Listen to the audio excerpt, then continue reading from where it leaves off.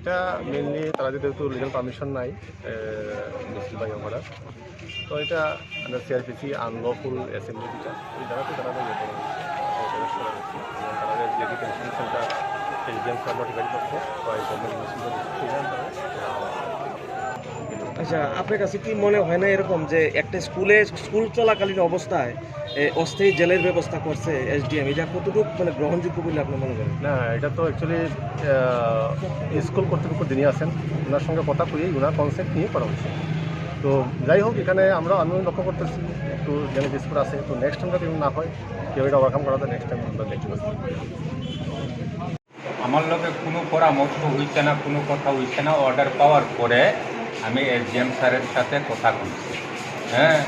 আমি কইছি কী করা, এসডিএম স্যার কইছে তারা ঘণ্টাখানেক থাকবো, ঘণ্টাখানেক পরে তারা যাইব গা, স্কুলে কোনো এম্পার হইতো না, স্কুল যাতে না সারে।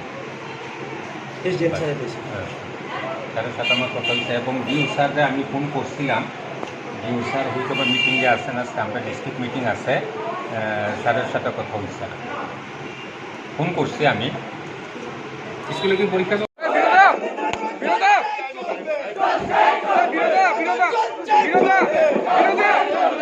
উপস্থিত সকল